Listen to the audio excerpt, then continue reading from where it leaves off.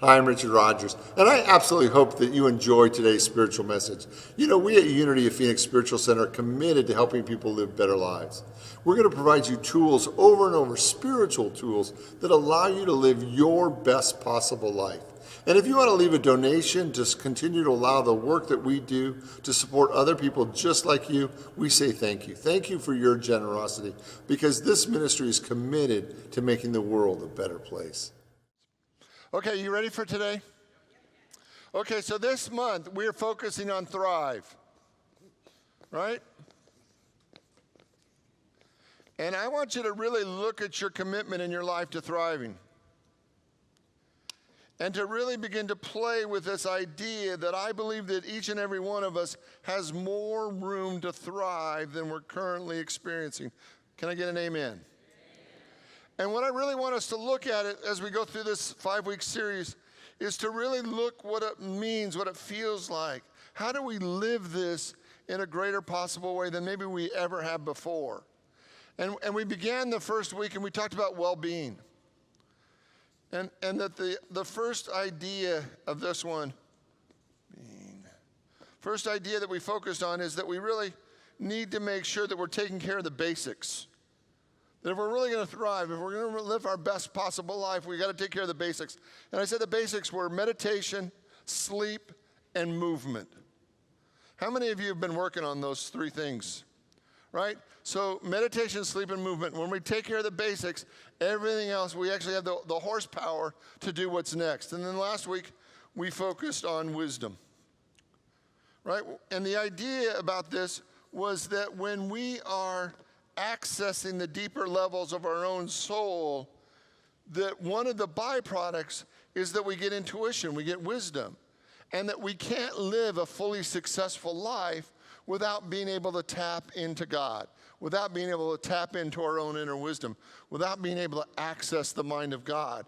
And over again, what happens is when we're not communicating with our deeper self, we're doing it out of personality. We're doing it out of ego. And what happens is we start to run out of gas. We start to not to be able to make it through the day because we're not accessing the deeper level of our soul and especially what God has to offer. And so tonight we're going to focus on wonder. Now, these elements are all about the care and feeding of your soul. Right? This is your soul. Scientifically, if you look under a magnifying glass, this is what your soul looks like. This is just a three-dimensional concept to hold something that's not three-dimensional. This isn't three-dimensional. This is two-dimensional. Thank you. Man, when it's going, I'm not even 2 minutes in, and I'm already bombing. It's not going to be a good night. Right? So the whole idea, the whole premise this month is I want you to be checking in with your soul every day to make sure that your soul is full. And I asked at the beginning is I want you to give yourself a number between 1 and 10 every morning to say, how full am I? Am I a 1 or am I a 10? And I want you to be a 7 or higher. I want 7 to be your new bottom. Right? That we don't let our soul go lower than a 7. How many of you can think of a time in your life where your soul was just about completely empty? Right? And one of the signs of an empty soul is that we get cranky, we get depressed, we lose faith. I mean, we just are up. We are just hanging in there with everything we have. And what I want you to see is that how many of you can remember a time in your life where you'd only put a couple bucks in the gas tank? Right? Because it's like, anybody else that has had a tendency to be cheap? Right? And when you're cheap, you don't want to spend and you don't have to, right? So, there was a time when I was in last week, and then I realized, as an abundant child of God, I only fill up my car. And I was in my 20s, and I remembered what a change it was for me to say to myself, as an abundant child of God, I only fill up my car. That I keep my car full. And the only difference between a car that's on empty and a car that's full is a car that's full can go further. The only difference between an empty soul and a full soul is a full soul can really serve God and really thrive when an empty soul is just trying to get through the day. And if your only goal is to get through the day, you are not thriving. If your goal is to express all that God is within you because you're full, now you're living your best possible life. So I really want us to become conscious every day. Give yourself a number from 1 to 10 and ask yourself, how full is my soul today and what am I going to do about it? So we talked about well-being, we talked about wisdom, and tonight we're going to talk about wonder. And wonder really is the way that we feed our soul. That our soul eats and drinks wonder, right? But there's a certain state of mind that we have to be in to even see wonder. Have you ever been so cranky that you missed the magic moments all around you? Have you ever been so sad or so depressed that everything looked awful? And no matter how many wonderful things were going on in your life, you couldn't give yourself permission to acknowledge them or celebrate or see them. And what I want you to see tonight, my basic premise is tonight, is that life often is hard. Right? Is that true? Is it often hard? Is there often disappointments and frustrations? Are there things from time to time that are ugly about life? And that life can be tough. And if we focus just on that, we are not feeding our soul because our soul didn't come for that. Our soul came to express and to glorify God. And so we need to be feeding our soul over and over and over again the things that fill you up, not the things that deplete you. Does ugliness expand or contract your soul? It contracts. Right? When you have a disappointment, does your soul expand into that or does it contract into that? It tends to contract. So over and over again, what I want you to see is that wonder is the thing that moves and feeds your soul. And we have to be responsible for how much wonder on a daily basis we're giving ourselves. Because can we always find wonder if we're looking for it? We can. It's there because life is wonderful, right? But our ability to control what we see is either our greatest friend or our worst enemy. That you don't see what's there, you see what you've trained yourself to see. Life is infinite. So if life is infinite, there's a whole lot of bad and there's a whole lot of good, and you need to decide what you're going to focus on. Because if you want to go down to a really dark place, I can take you there. How many of us have ever been to a really dark place in their life? I can take you there. I know how to do it. I know how to get you discouraged and depressed and sad and overwhelmed. I can take you there. It is a dark road, and you can stay there for as long as you want to. But if you're not feeding your soul light and truth and joy and peace and wonder on a regular basis, your soul is not flourishing. It's not full. And over again, what I want you to really take ownership of is, yes, life can be hard. Can we all agree to that life can be hard? Right? I'm not coming from such a Pollyannish place that I think, that just everything is groovy, baby, groovy, right? Because sometimes it's not. Can I get an amen? Sometimes it's not. Sometimes it's hard. And you have to really dig deep in hard times to make sure that you're feeding your soul on a regular basis enough wonder and magic and amazement and beauty and love so that your soul can thrive, especially through difficult times. Because in difficult times, if you're just looking at how difficult it is, you get lost in your own darkness. Is God still fully functioning when you're in your darkness? Yes, but you don't experience it, you don't see it, you don't feel it. So over and over and again, what I want to challenge you with is how much time and energy every day are you spending in wonder? How much time and energy are you spending every day just being amazed, being grateful, being in love, surrounded in beauty? Because over and over again, those things are the things that feed your soul. Well, Richard, but there's darkness. I know, so don't go there. You know,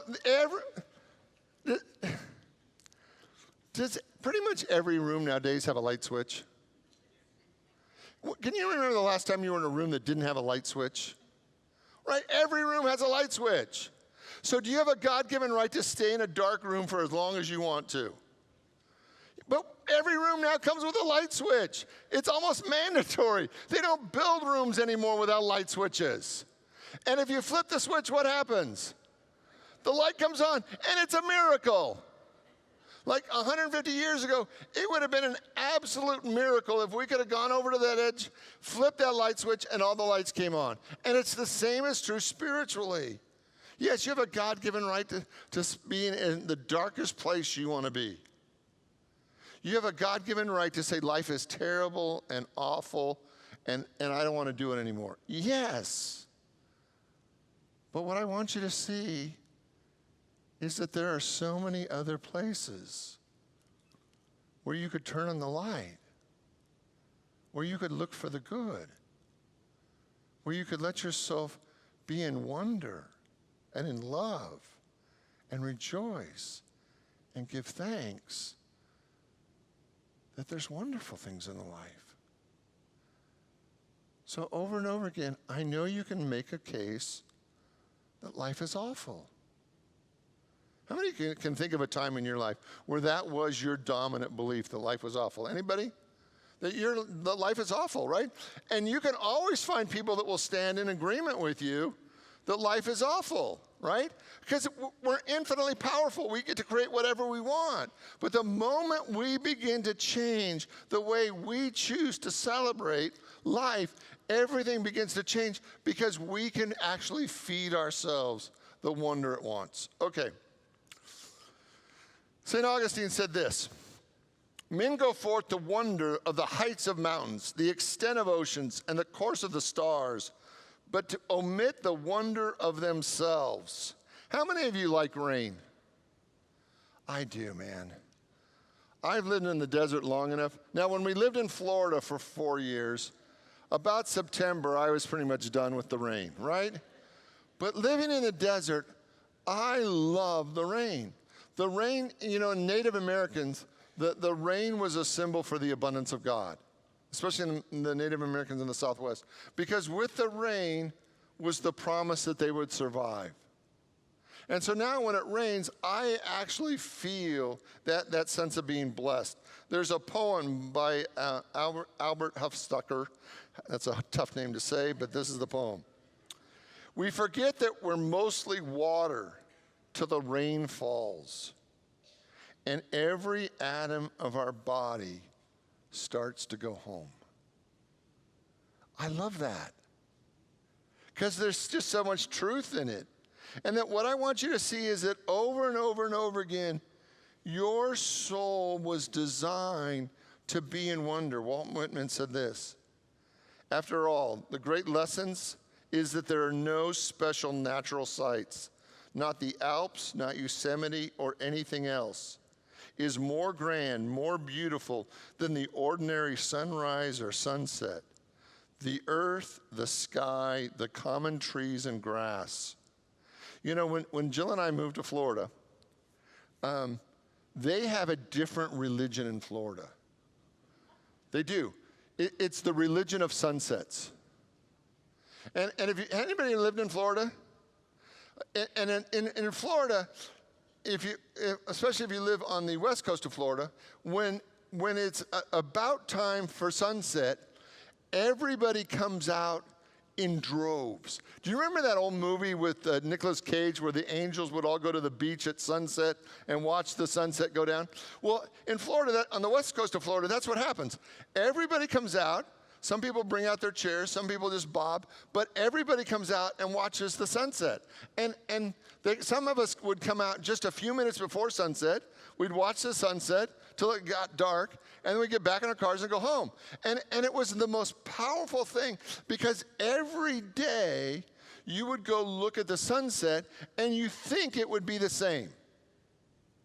And it's never the same. It's never the same sunset twice. My favorite sunsets were in the summertime when there might be a storm off in the distance and there'd be thunder and lightning.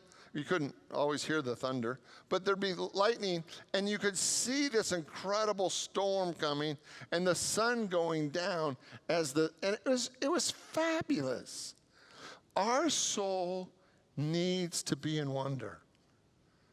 You know, in the desert, we have so much beauty all around us. That as Jill has been healing the last couple of years, one of the things that we've had to do on a regular basis is just make sure that she gets enough desert time. That just enough time to go out in the desert and just be still, because it is so gorgeous. And you can say, well, you know, what's going to happen? You know, like, when does the show start? Right? But your soul, just being in the presence of nature, it is the show. It is the deal. And what I really want you to look at is, in our culture now, we are so busy that one of the first things we throw out the window is wonder. Because wonder requires us to slow down. It requires us to stop. Because wonder doesn't always happen in a certain time frame. It actually requires that we slow down to appreciate what's going on around us, to actually notice it, to actually notice God at work. And it's hard to notice God at work at 90 miles an hour. We just can't do it. And so tonight, I'm really going to be a voice for you to check in and say, do I need more wonder in my life? And only you can answer that. But if you need more wonder in your life, if you're not feeling full to overflowing, if you're not living your best possible life, maybe it's time for you to slow down and really just sit outside and appreciate nature. Or maybe it's time for you to go to a museum and look at just incredible works of art. Or maybe it's time for you just to get a picture of my grandchild and just stare at my grandchild. Because literally, if you can't see God in his face, there's something wrong, right? Because he's just absolutely perfect in every way. Just ask me, right?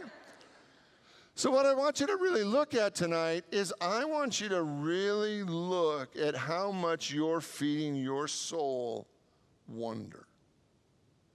How much beauty, how much joy, how much gratitude are you feeding your soul? Because over and over again, those are the things that really fill us up the most.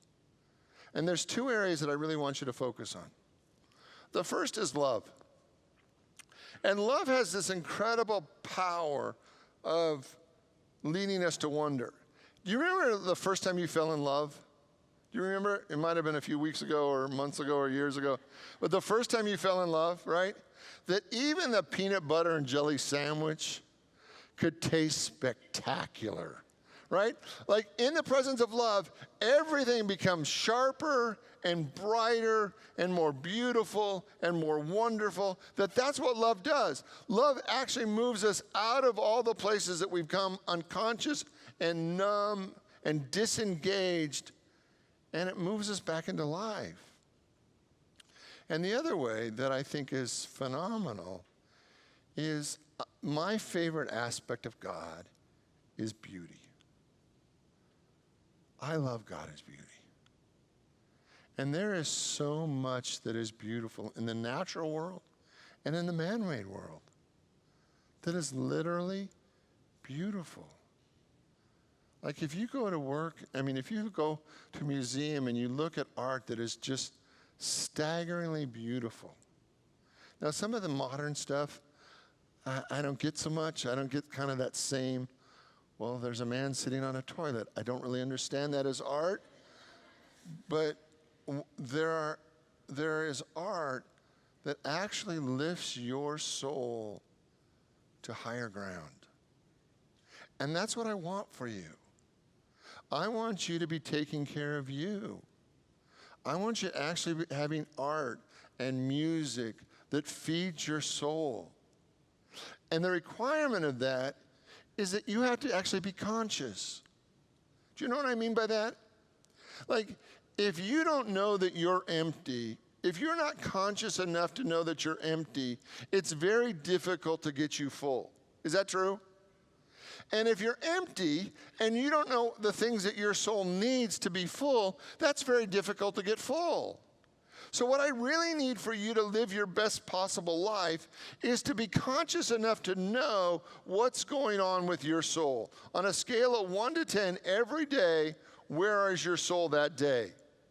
And if you're not at a 7 or better, I want you to be very intentional at doing things that fill you up. And that's the requirement also, is that you actually know what fills up your soul. Is there a piece of music? Is there an album? Did we say, we don't say albums anymore.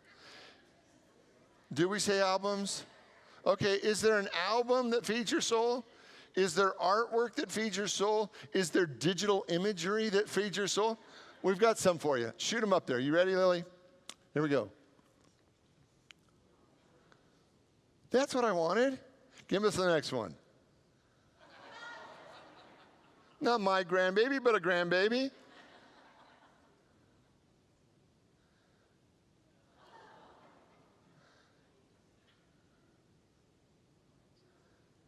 Isn't that incredible? So we got more. Isn't that beautiful? Now, see, look at that. Now, does your soul expand when you look at beauty? 100% of the time, right? That your soul in the present, because beauty reminds your soul of God over and over and over again. The beauty for me is the quickest way for me to be reminded of God. When there's something that is beautiful, it stops me dead in my tracks. The key is, if I'm going 90 miles an hour, I don't even notice it. I go right by it. It's a blur. But when I see beauty and I stop and I look at something that's absolutely beautiful, it makes a difference. There's a couple poems I want to share with you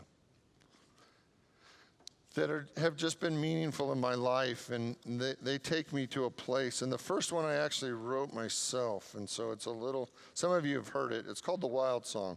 I'm just going to share it with you tonight. There's a song in my soul that I've never sung before. It is my wild song, my song of freedom. A song that will leave me naked before the world. A song born of the untamed, passionate one. A song that's been bottled up from the beginning of time. If you ask me to describe this song, I cannot.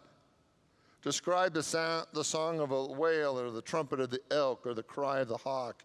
You cannot. There are no words, but there is a sound. My sound, my call, the song of my soul. It is my wild song. I can feel the wild song building within my soul. It's moving within me. To uncage it would be to devour all that is contrived in my life. To release it would be to unleash all that is powerful and true. Even if I wanted to, I do not know if I have the strength to control it one more time. Fear has forced me to lock it away, but not this time. I will not resist. I will surrender who I have been. I want to hear my wild song. I want to know myself as if for the first time. To know the self that I've always been. Hear me, world. Hear my call. I have come to be announced. This is my time. This is my way. I am not who I thought I was. I am not who you thought I was. Know me as I am. Hear me. I sing my wild song.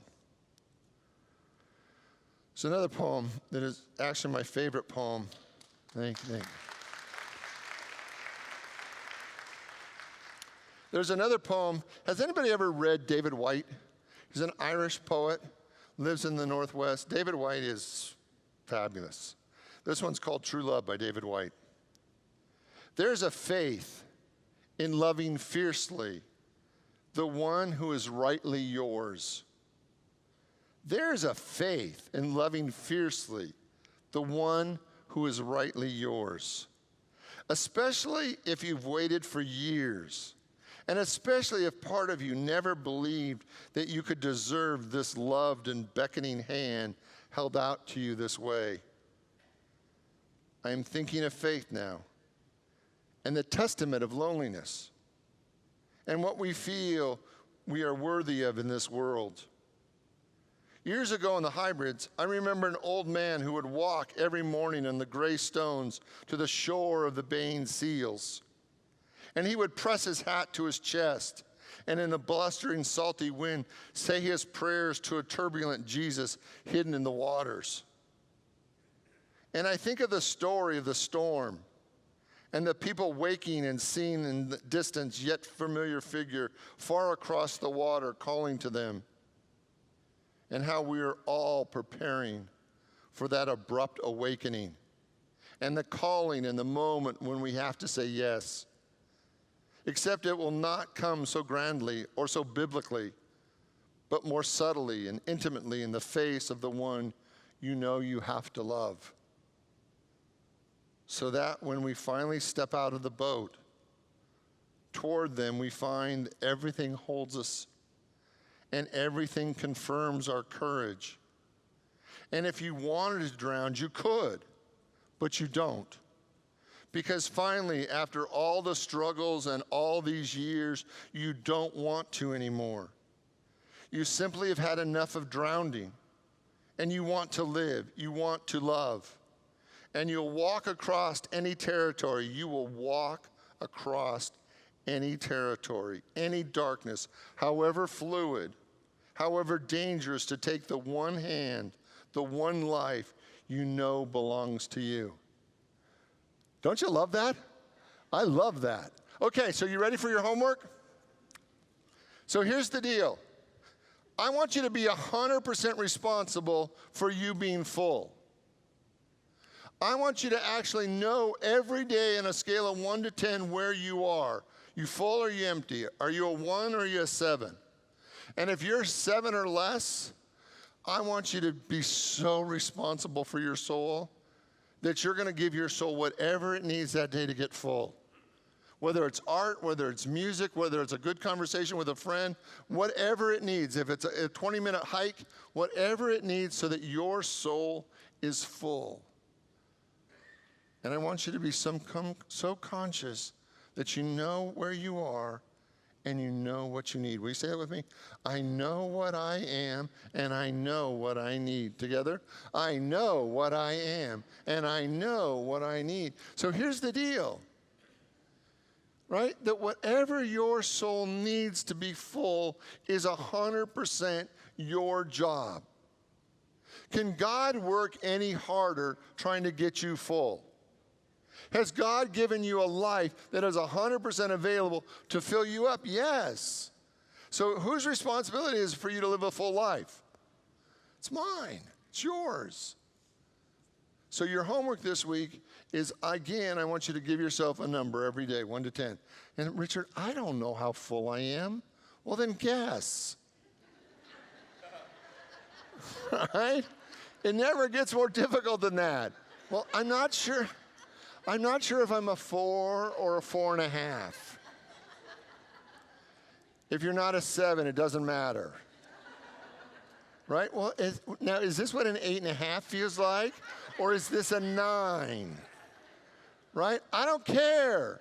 What I care about is that I want you to be at least 3/4 full all the time. And if you being full is not one of your highest priorities, you are never going to thrive. Did you hear me say that? If you being full is not one of your highest priorities, you are never going to thrive, because you can't thrive on empty. You just can't. And I know that some of us really feel like we need to give it all away. But that was a model that never worked. It never worked. So today, I want you to look for wonder. Is it in a rainstorm? Is it in beautiful music? Is it in art? Is it in a great conversation with somebody you just love? What is it that fills up your soul? And repeat and repeat and repeat until you're full. Because as spiritual beings, we need to be showing the way. We need to be modeling the next version of life. And nobody needs to see spiritual people walking around as the walking wounded. You don't get bonus points for that. It's like we've passed that time. Your job is to be full and to be filled over and over and over again. Pinky swear? Right? I commit to my soul. Together? I commit to my soul. I commit to being full. Together? I commit to being full. Let's pray. I want you to open your mind, your heart, your soul to the activity of God that is right here, right now. That God is right here, right now, wanting to fill your soul to overflowing. And that we look for wonder. We look for beauty. We look for love. We look for magic. We look for all the things that make us come alive on the inside. That there is darkness in the world. But what I want you to see is that God is always there. And the light is always greater. And the goodness of God is greater than anything in our life. So tonight we dedicate ourselves to God. And we dedicate our soul to being full. And to glorifying God in all ways. And so it is. Amen.